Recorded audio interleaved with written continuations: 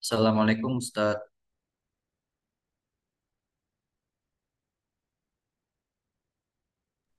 Waalaikumsalam warahmatullahi wabarakatuh. Ahlan wa sahlan Ustaz. Gimana kabarnya Ustaz? Alhamdulillah baik. Baik Ustaz. Afwan Ustaz, sebelumnya Ana izin belum bisa buka kamera. Jadi Ana buka audio saja. Baik Ustaz, terkait majelis kita alhamdulillah sudah dibuka tadi Ustaz. Ya silakan Ustaz bisa langsung memulai. Tafadhol Ustaz, jazakallahu khairan. Barakallahu fiik. Baik. Bismillahirrahmanirrahim. Innal hamdalillah nahmaduhu wa nasta'inuhu wa nastaghfiruh wa na'udzu billahi min shururi anfusina wa sayyiati a'malina. Man yahdihillahu fala mudilla lah wa man yudlil fala hadiya lah. Wa ashhadu an la ilaha illallah wahdahu la syarika lah wa ashhadu anna Muhammadan abduhu wa rasuluh. يا أيها الذين آمنوا اتقوا الله حق تقاته ولا تموتن إلا وأنتم مسلمون. يا أيها الناس اتقوا ربكم الذي خلقكم من نفس واحدة وخلق منها زوجها وبث منهما رجالا كثيرا ونساء واتقوا الله الذي تساءلون به والأرحام إن الله كان عليكم رقيبا.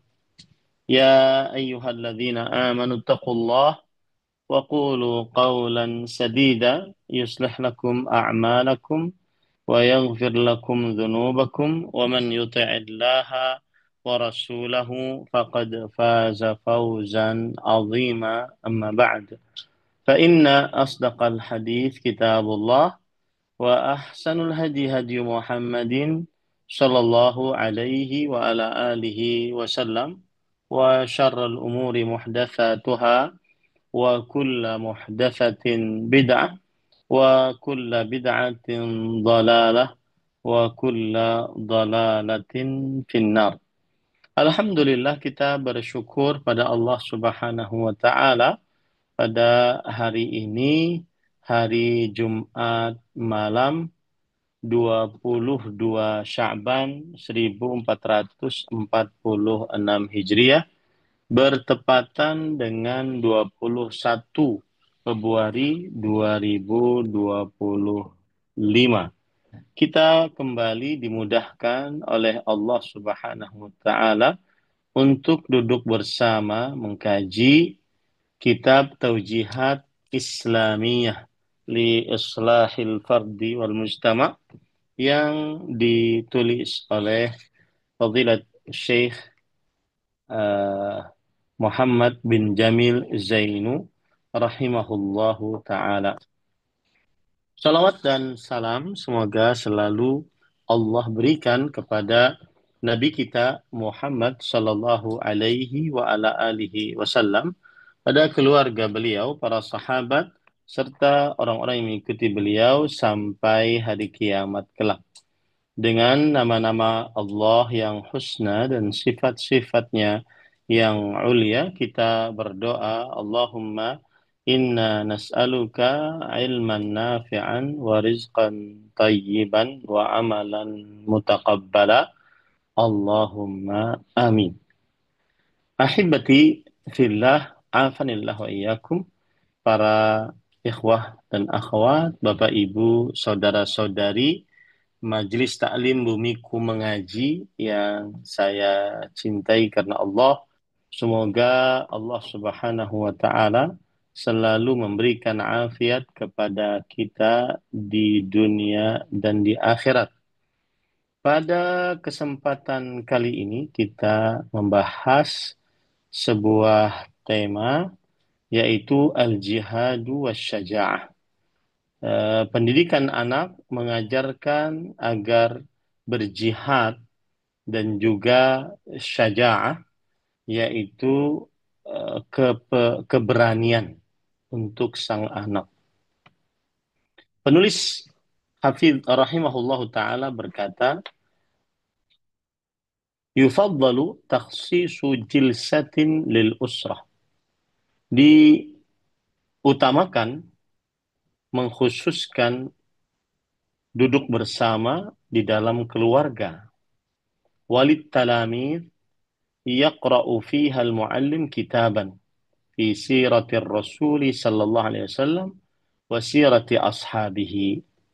Dan juga untuk para murid, majlis untuk keluarga atau untuk para murid yang mana ia membaca yang mana seorang pengajar membaca di dalamnya sebuah kitab tentang sejarah Rasulullah Sallallahu Alaihi Wasallam dan para sahabatnya. Liya'lamu annahu al-qa'idus syuja' agar orang-orang mengetahui bahwa beliau adalah al-qa'id asy-syuja'. Beliau adalah pemimpin yang pemberani. Wa anna sahabatahu ka Abi Bakrin wa Umar wa Uthman wa Ali wa Muawiyah fatahu biladana radhiyallahu anhum. Dan bahwasanya para sahabat-sahabat beliau seperti Abu Bakar, Umar, Uthman, Ali, Muawiyah radhiyallahu anhum, mereka yang menaklukkan negara-negara kita. Wa kanu sababan fi hidayatina. Dan merekalah penyebab uh, dalam petunjuk, penyebab untuk petunjuk kita. Wantasaru bisababi imanihim. Dan mereka menang disebabkan keimanan mereka.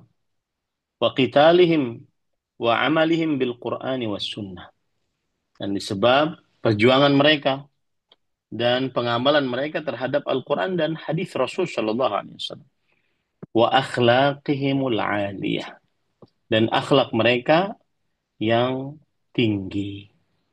Nah, ini maksud dari poin pertama ini adalah agar kepala keluarga menyediakan waktu untuk istri dan anak-anak duduk bersama dengan kepala keluarga yang dimana di situ dibacakan sejarah Nabi Muhammad SAW, para sahabatnya yang menaklukkan daerah-daerah di dunia ini. Dan bukan karena penaklukan yang ingin ditekankan, akan tetapi yang ditekankan adalah dengan sebab mereka menaklukkan daerah tersebut, akhirnya Islam datang kepada kaum muslimin. Akhirnya kita masuk dalam agama Islam. Contoh kita di Indonesia, kita masuk dalam agama Islam karena dakwah yang dibawa oleh para ulama yang mereka itu datang ke Indonesia, kemudian mereka sebelumnya mendapatkan petunjuk masuk dalam agama Islam. Kemudian yang patut diperhatikan pada poin pertama ini juga adalah kemenangan para sahabat Nabi radhiyallahu anhum bukan karena banyaknya tentara, bukan karena banyaknya canggihnya peralatan, akan tetapi karena eh,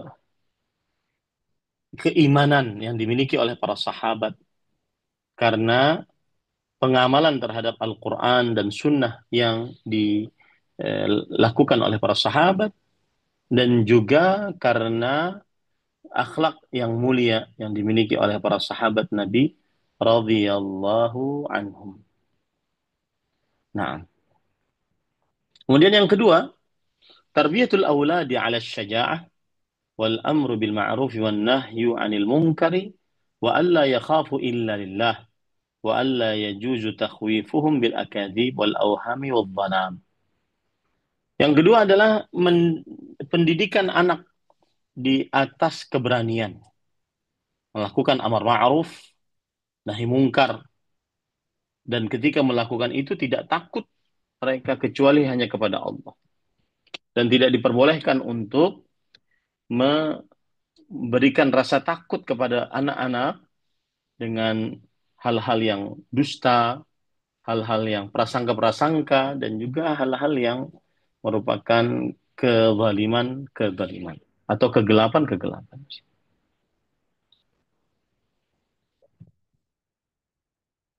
Nah, poin yang kedua ini maksudnya adalah orang tua bertanggung jawab untuk mengajari anak agar sang anak pemberani.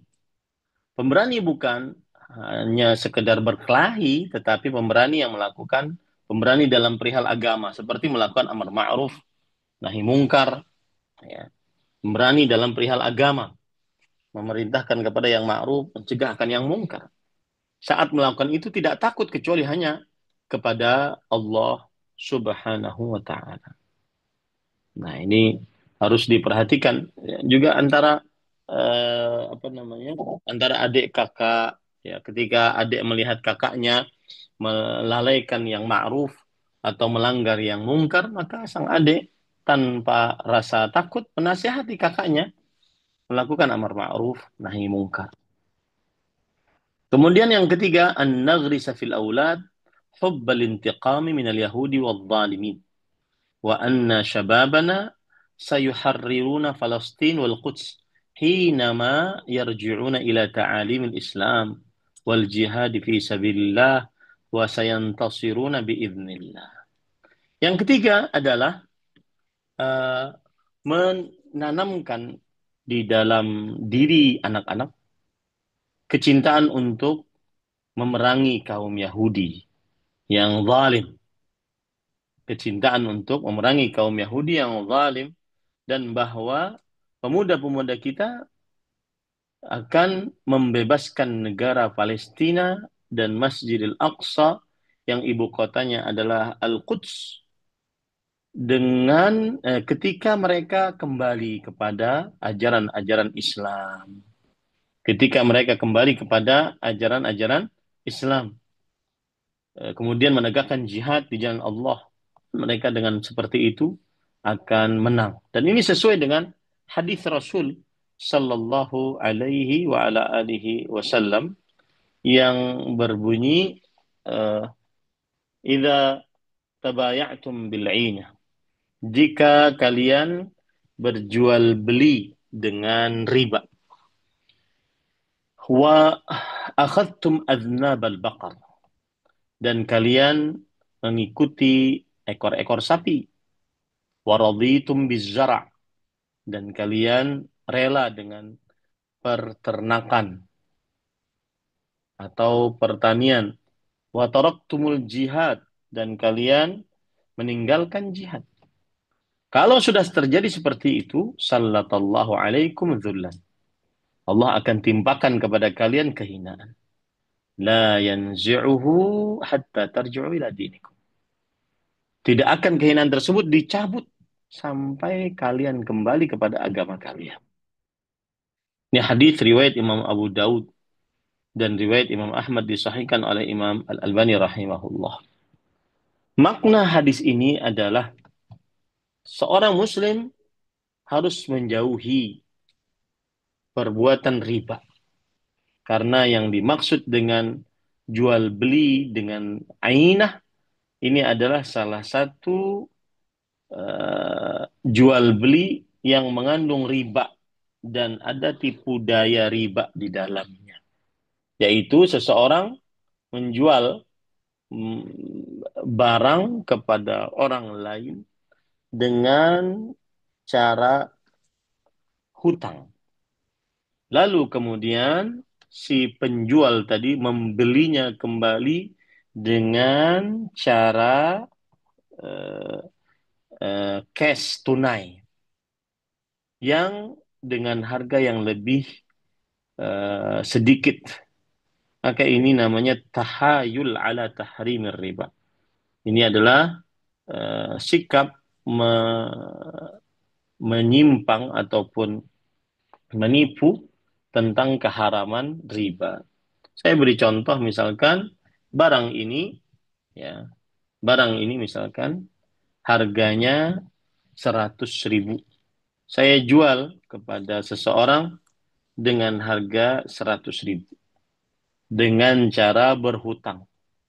Lalu kemudian saya beli lagi barang ini dengan cash dengan harga 50.000.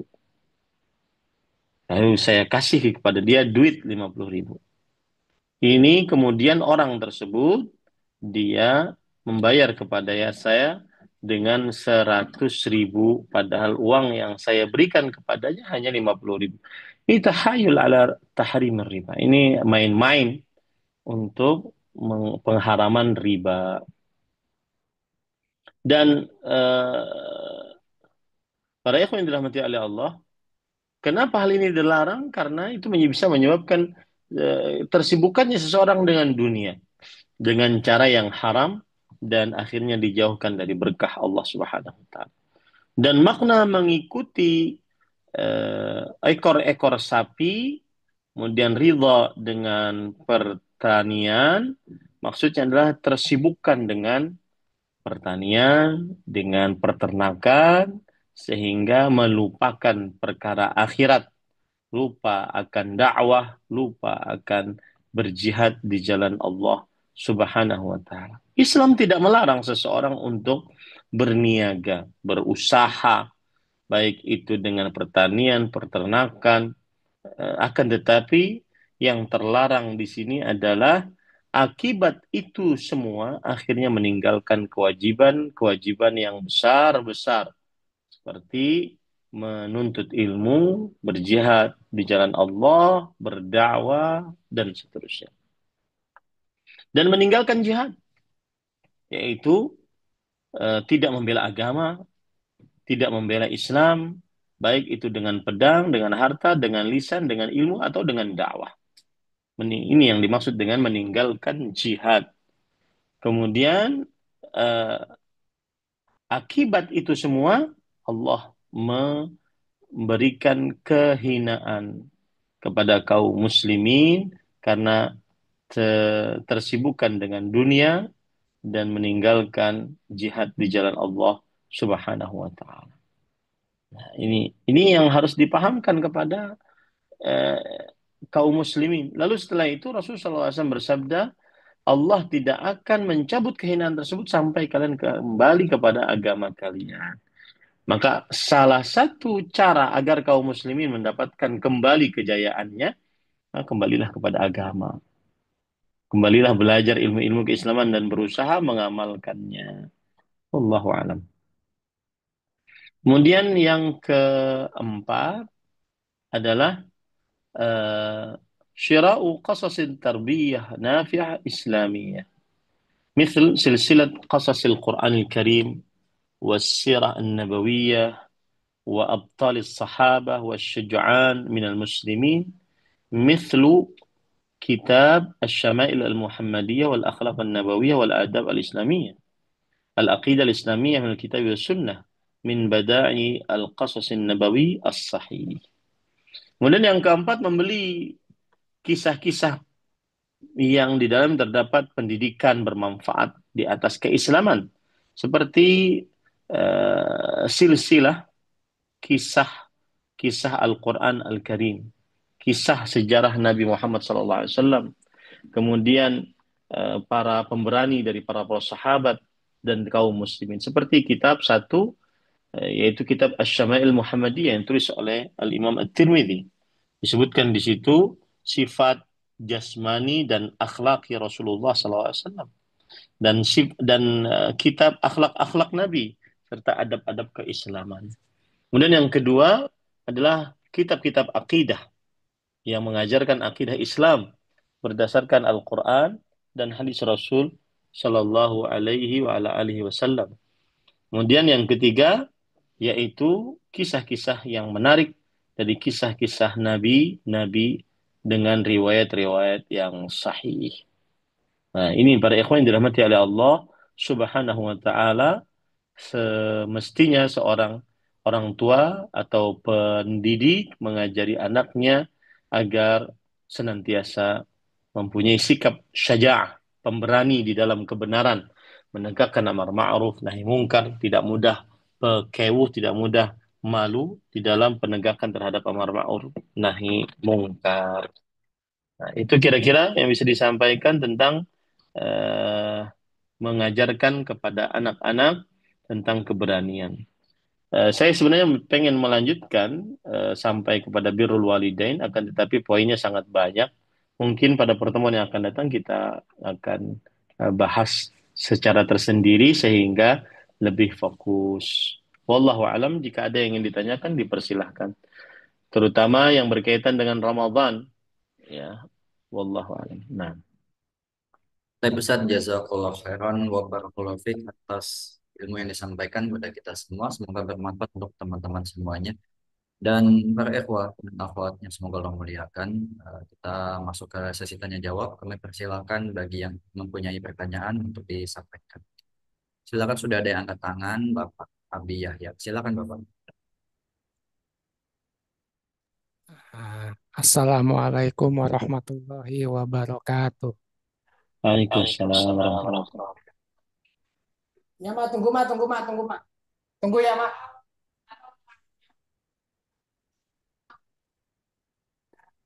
Ah, kemana, Mak? Ah, ya, tunggu, tunggu, Mak. Abang lagi ngomong, lagi ini, bentar. Ah, Ustaz, maaf, Ustaz, tadi ngeganggu apa orang tua saya manggil dulu bentar. Silakan, Pak. Ya, Ustaz, saya ingin bertanya, ada dua pertanyaan, Ustaz. Ah, yang pertama, bagaimana cara kita agar tidak mudah pakawuh, terutama terhadap apa terhadap keluarga dekat gitu, Ustaz. Keluarga dekat atau orang yang lebih tua dari kita. Itu pertama. Yang kedua, ini berkaitan dengan Ramadan, Ustaz. Apa hukumnya seseorang tidak mengerjakan sholat taraweh karena ada suatu sebab. Jadi dia habis sholat maghrib, sholat isya berjamaah, lalu langsung pulang gitu, Ustaz. Karena takut sampai rumah kemalaman. Itu hukumnya bagaimana, Ustaz? Baik, bismillah, walhamdulillah, wassalatu wassalamu ala rasulillah, wa ala alihi wa ashabihi wa man walah, amma ba'd. Eh, Salah satu jawaban agar kita tidak sungkan melakukan amar ma'ruf nahi mungkar di tengah manusia, maka ikhlaskan niat bahwa amar ma'ruf nahi mungkar itu adalah salah satu ibadah yang harus dicari ridho Allah di dalamnya dan tidak dicari ridho manusia. Apalagi kalau seandainya kita membaca hadis yang diriwayatkan oleh Imam Ibnu Hibban, Imam Tirmidzi dan dihasankan oleh Imam Al-Albani rahimahullah. Rasul sallallahu alaihi wasallam bersabda, "Man tamasa ridhan nas bi sakhatillah wa kalahu Allahu ilan nas." Barang siapa yang mencari kerelaan manusia, tetapi dengan kemurkaan Allah, manusia senang pada dia, tapi Allah murka padanya. Maka Allah akan sandarkan nasibnya kepada manusia. Allah akan sandarkan nasibnya kepada manusia. Tidak diurus oleh Allah Subhanahu wa taala.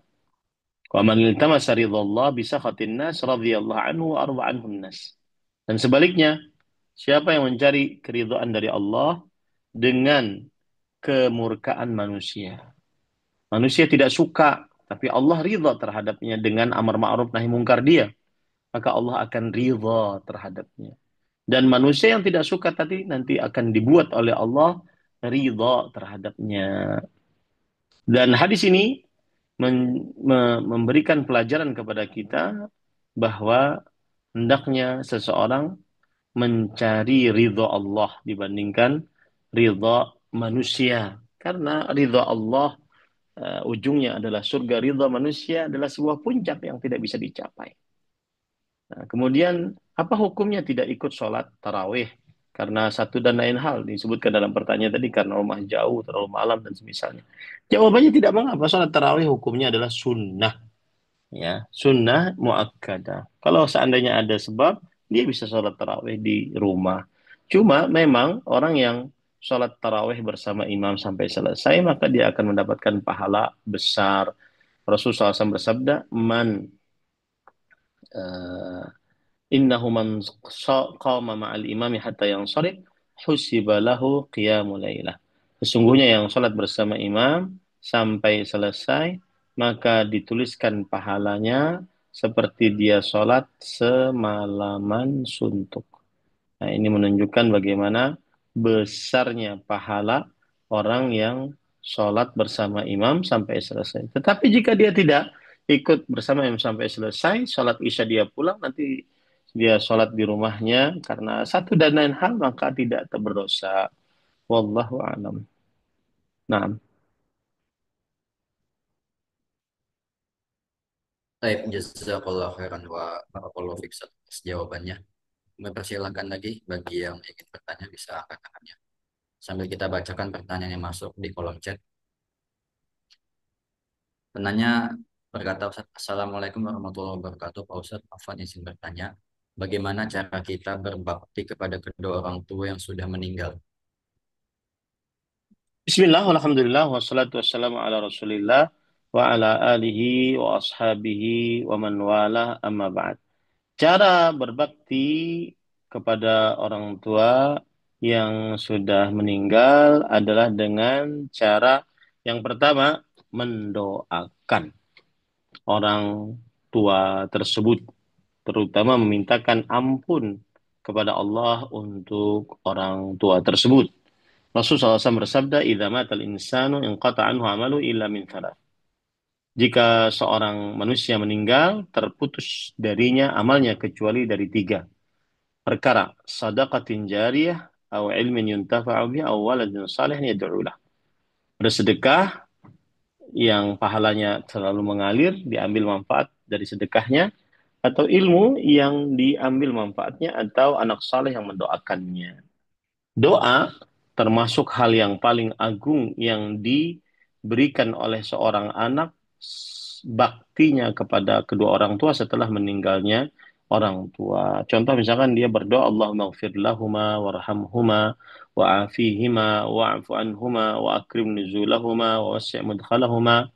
Ya, kemudian yang kedua adalah bersedekah yang mengalir pahalanya atas nama kedua orang tua, atas nama kedua orang tua. Jika misalkan orang tua mempunyai wasiat atau nazar yang belum dilaksanakan, maka termasuk bakti kepada kedua orang tua adalah melaksanakan wasiat dan nazar tersebut.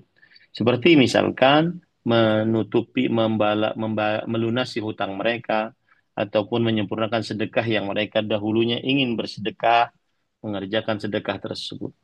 Kemudian yang ketiga, itu tadi yang kedua ya, bersedekah atas nama orang tua.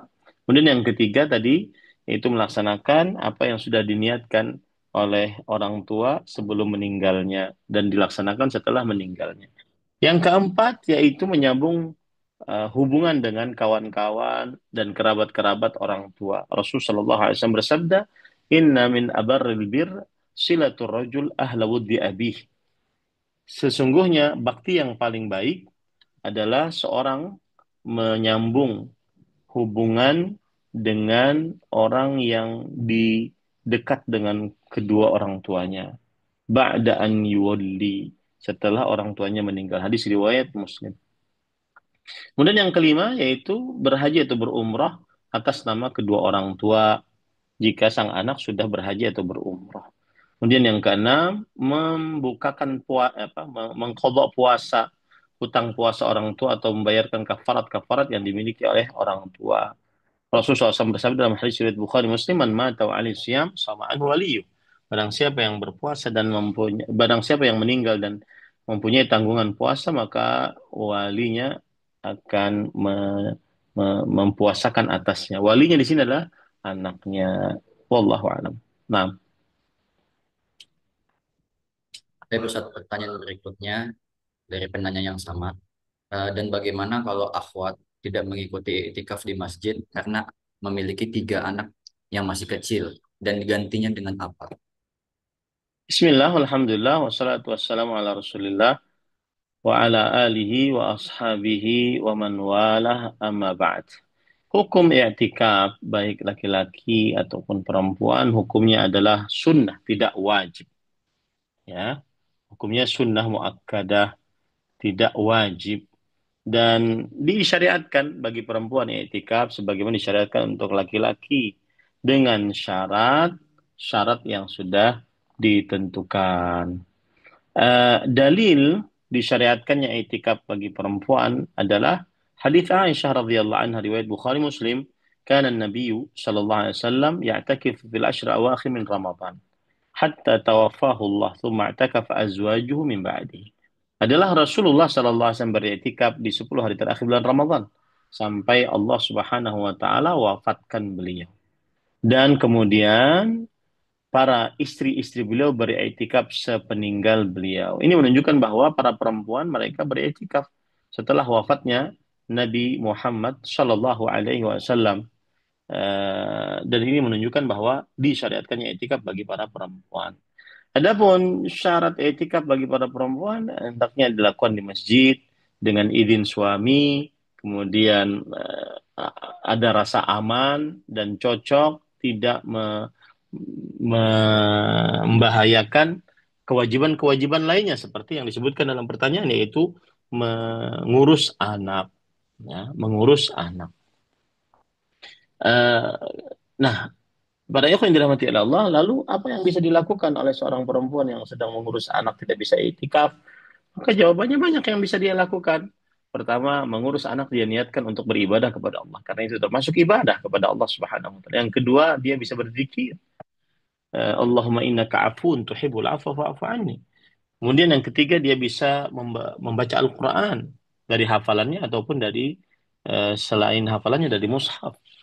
Kemudian dia bisa mengerjakan ibadah-ibadah lainnya saat dia tidak bisa beriktikaf di masjid. Intinya, Lailatul Qadar tidak hanya dimiliki oleh orang yang iktikaf, akan tetapi iktikaf adalah fungsinya untuk memfokuskan kalbu agar bisa fokus beribadah kepada Allah Subhanahu wa taala. Tapi zaman sekarang berapa banyak orang yang beriktikaf juga sebagiannya disibukkan dengan HP di masjid-masjid. Bukan malah tambah fokus beribadah, tapi malah berubah tempat ngobrol saja. Sebagian orang seperti itu, dan itu adalah sebuah kekurangan saat beriktikaf. Wallahu a'lam. Nah, Baik Ustaz, jazakallah khairan wa ahsanallahu ilaik atas jawabannya. Lanjut ke penanya berikutnya, Ummu Amar yang sudah angkat tangan, silakan Ummu Amar. Ya, jazakumullahu khairan Ustadz Agung. Alhamdulillah, jazakumullahu khairan Ustadz atas materinya. Pertanyaannya ada beberapa Ustadz dari beberapa akhwat. Yang pertama adalah, Assalamualaikum warahmatullahi wabarakatuh. Assalamualaikum ilaikum. Ya Ustadz, mohon pencerahannya apabila seorang muslimah dia berambut pendek Ustadz, ketika melakukan tahallul, bagaimana cara memotong rambutnya Ustadz? Jazakumullahu khairan. Bismillah, alhamdulillah, wassalatu wassalamu ala rasulillah, wa ala alihi wa ashabihi wa man walah, amma ba'd. Cara seorang perempuan muslimah saat dia bertahallul. Jawabannya adalah seorang wanita muslimah saat dia bertahallul dari ihram haji atau umrah, maka dia memotong sebagian dari rambutnya yang seruas jari, ya sekitar 1 sampai 2 sentimeter, ya seruas jari atau sepanjang kuku. Nah, ini termasuk daripada cara seorang wanita muslimah untuk bertahallul, ya, yaitu dengan cara dia memotong seruas jari. Kalau seandainya rambutnya pendek, maka secukupnya dia. Yang penting dia potong dari rambutnya. Wallahu a'lam. Iya Ustadz, jazakumullahu khairan. Oh, ini ada tambahan sedikit. Apakah maksudnya seruas jari itu sekeliling ya Ustadz? Misalnya dari telinga kiri ke telinga kanan, kemudian Tidak, poninya. tidak. Jadi dia ambil sebagian, cukup dipotong. Tidak Oh mesti iya harus dia Ustadz. kumpulkan seluruhnya, tidak. Iya Ustadz. Jazakumullahu khairan Ustadz. Kemudian yang kedua Ustadz,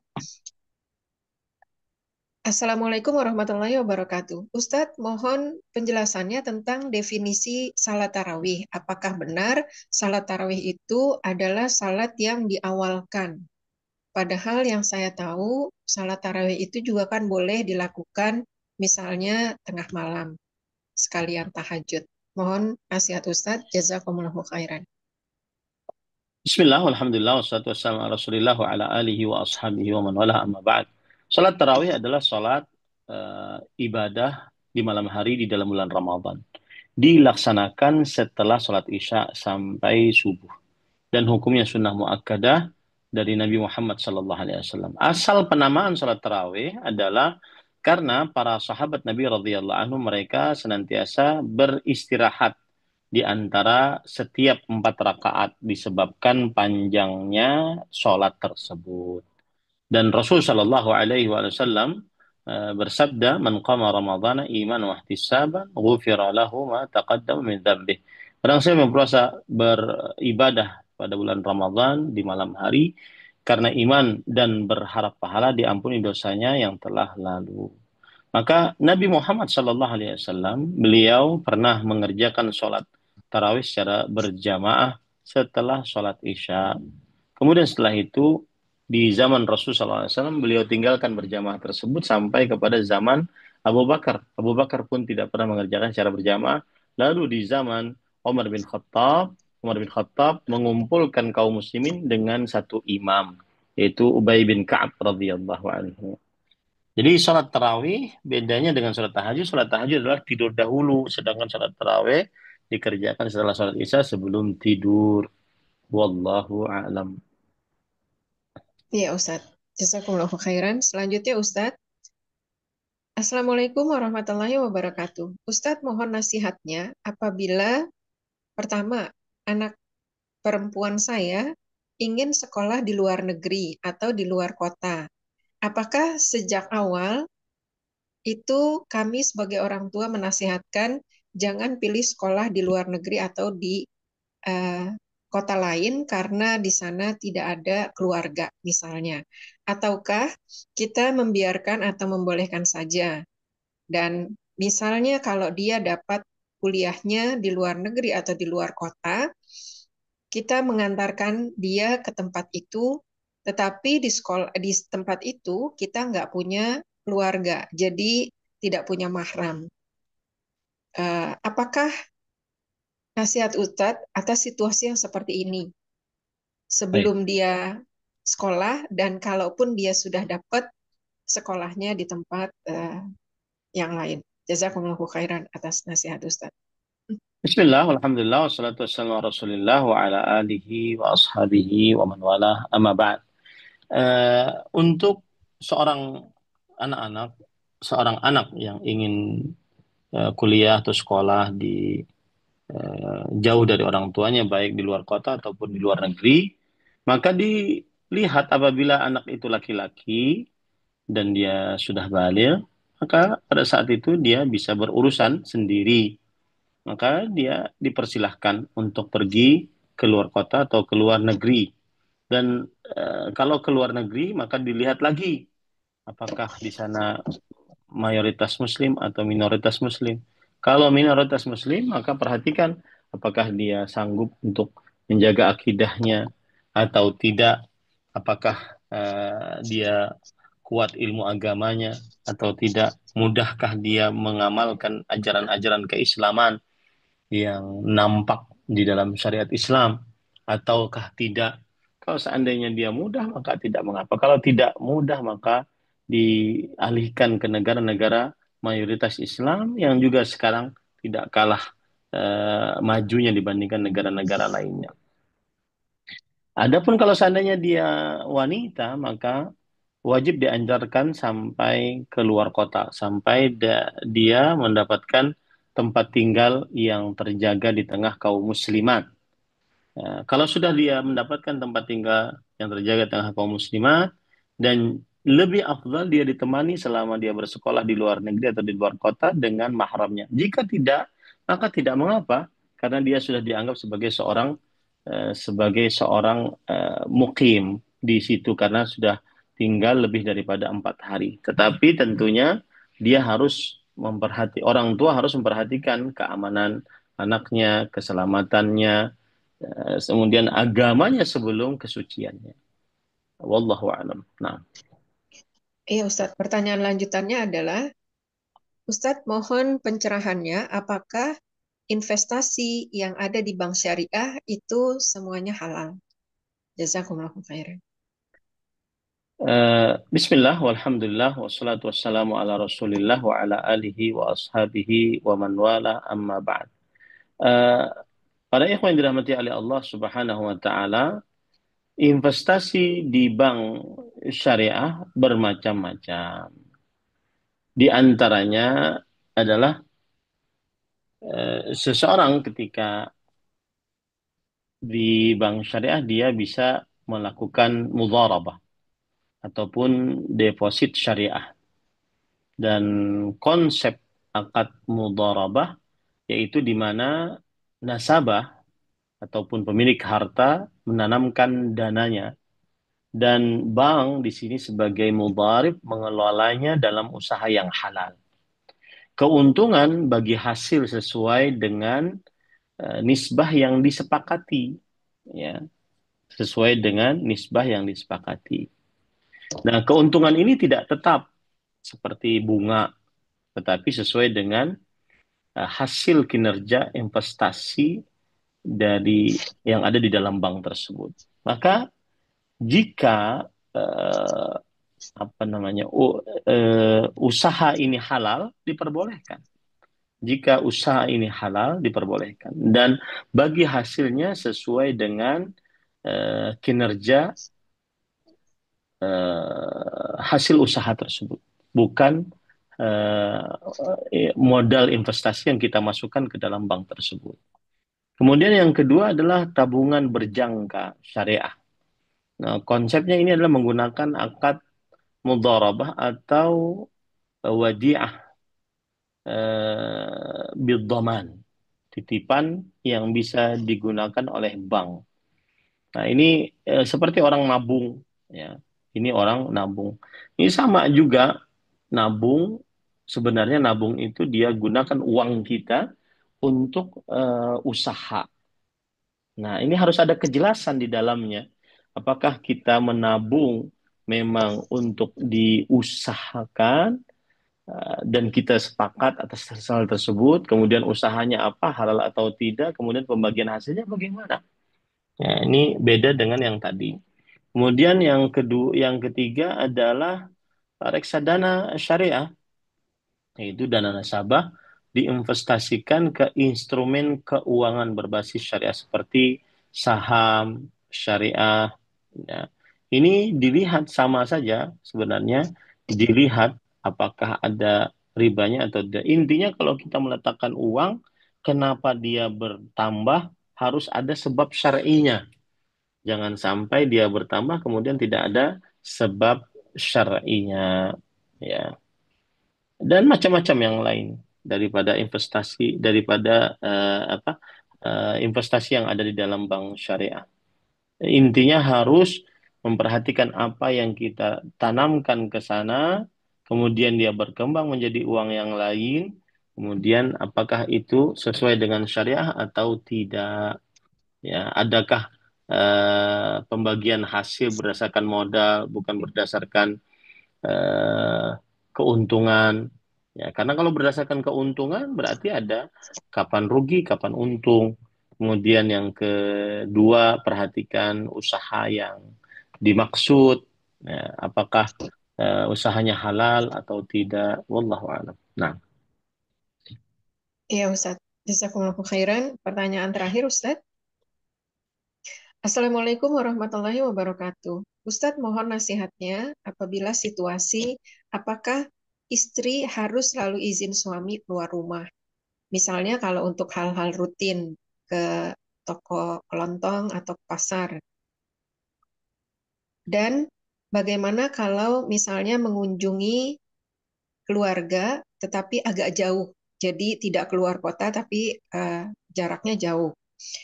Kemudian Ustadz, untuk membiasakan anak, untuk anak perempuan dan anak laki-laki, apakah kita juga mengajarkan kalau keluar rumah dia harus bilang sama anggota keluarga rumah. Tetapi pada dasarnya kemudian dibantah oleh anak saya yang laki-laki, laki-laki nggak usah izin keluar. Kenapa? Karena ternyata suami saya juga kalau keluar rumah nggak selalu bilang sama anggota keluarga atau sama istrinya. Sebaiknya yang seperti apa, Ustadz, untuk soal keluar rumah ini? Jazakumullahu khairan atas nasihat Ustadz. Bismillah, alhamdulillah, wassalatu wassalamu ala rasulillah wa ala alihi wa ashabihi wa man wala amma ba'd. Seorang istri pada asalnya di dalam syariat Islam ketika ingin keluar dari rumah harus dengan izin suaminya.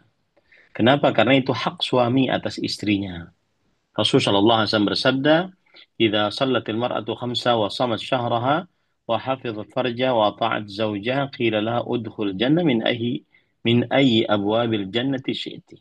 Jika seorang perempuan salat 5 waktu, berpuasa pada bulan Ramadan, menjaga kemaluan, taat kepada suaminya, maka akan dikatakan kepada perempuan tersebut, masuklah ke dalam surga dari pintu mana saja yang dia kehendaki.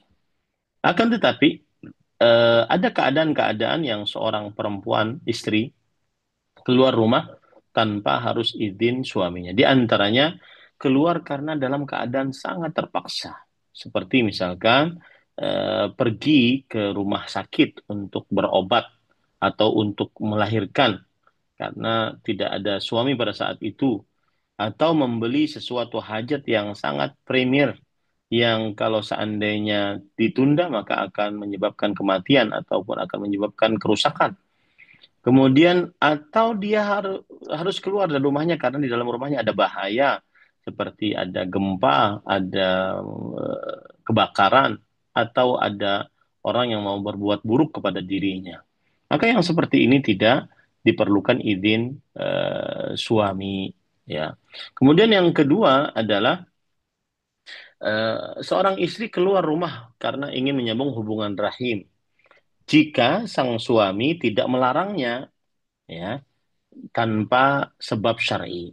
Jika sang suami tidak melarangnya tanpa sebab syar'i, maka boleh bagi perempuan mengunjungi kedua orang tuanya, kerabatnya, walau tanpa izin suaminya, jika sang suami melarangnya dengan kezaliman dan tanpa sebab yang benar.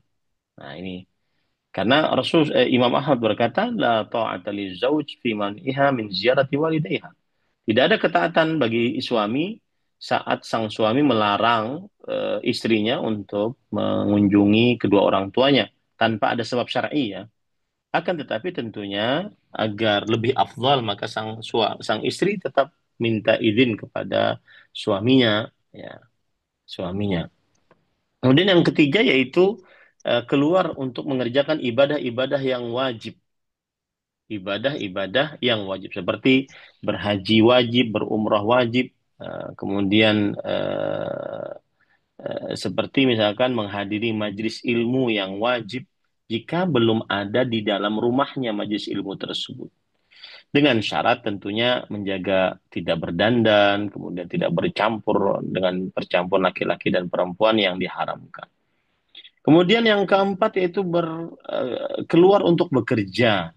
Jika sang suami telah ridha, ya, tentang pekerjaan seorang istri, maka dia tidak mengapa keluar tanpa minta izin kepada suaminya karena suaminya sudah mengetahuinya dan meridhoinya.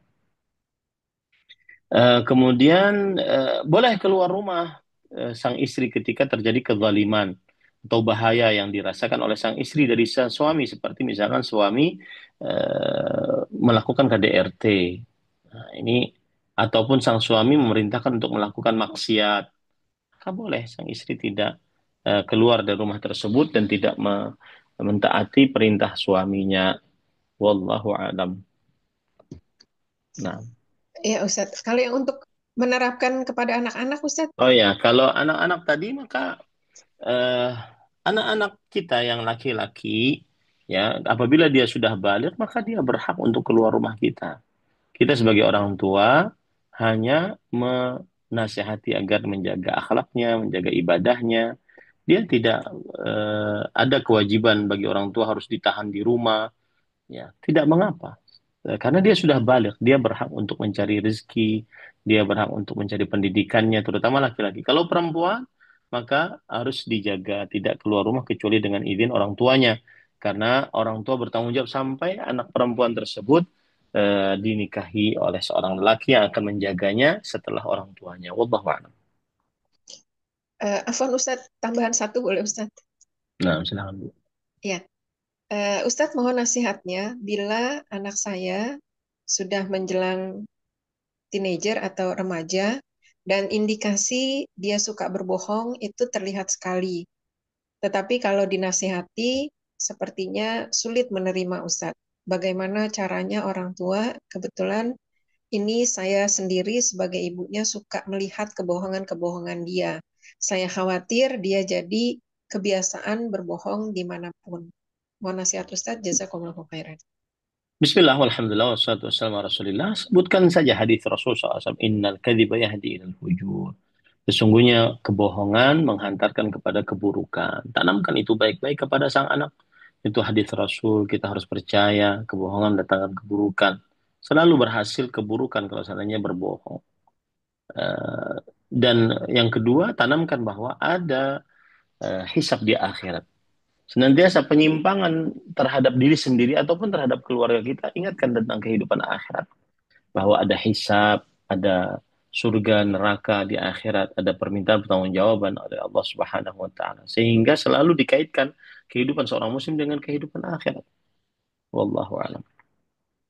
Ya Ustadz, jazakumullahu khairan. Semoga Allah Subhanahu wa taala memberikan keberkahan dan perlindungan buat Ustadz dimanapun berada. Amin.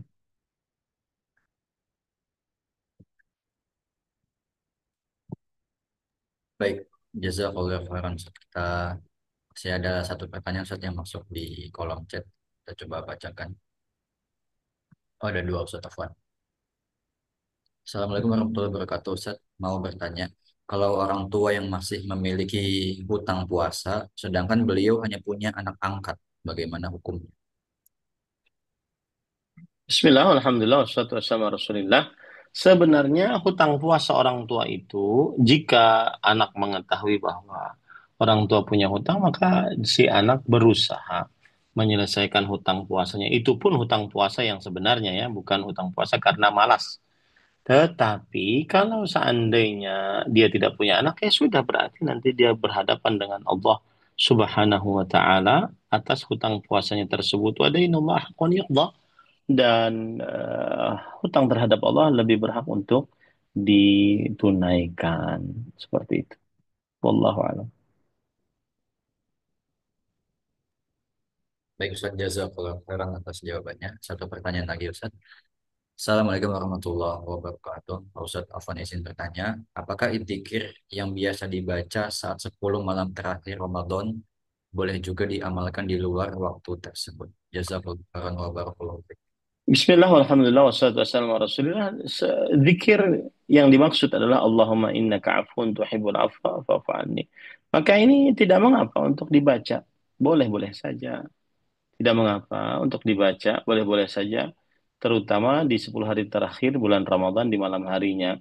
Tapi jika dia baca di selain bulan Ramadan, maka boleh karena artinya bagus. Ya, dia berdoa dan hukum asal doa boleh berdoa dengan lafaz apapun selama tidak menetapkan bahwa itu adalah kesunahan Rasulullah Sallallahu Alaihi Wasallam. Wallahu a'lam. Baik Ustaz, jazakallahu khairan wa barakallahu fiik. Alhamdulillah sudah kita bacakan semua pertanyaan yang masuk dan sudah kita dengarkan pertanyaan dari pertanyaan langsung. Mungkin ada kalimat terakhir dari Ustaz yang ini sampaikan sebagai penutup. Silakan. Bis- Bismillah, walhamdulillah, wassalatu wassalamu ala rasulillah, wa ala alihi wa ashabihi wa man walah, amma ba'd. Para ikhwah yang dirahmati oleh Allah Subhanahu wa taala, taufik di dalam agama Islam sangat penting. Taufik artinya petunjuk untuk mengerjakan kebenaran, petunjuk untuk mengerjakan ilmu, ya. Dan perkara yang bisa mendatangkan taufik bagi seorang hamba adalah seseorang mempunyai rasa tawakal yang tinggi kepada Allah Subhanahu wa taala. Allah berfirman, "Wa ma taufiqi illa billah, alaihi tawakkal." Tidak ada taufikku kecuali hanya dengan Allah. Kepadanya lah hanya aku bertawakal. Kepadanya lah hanya aku bertawakal kepada Allah Subhanahu wa taala.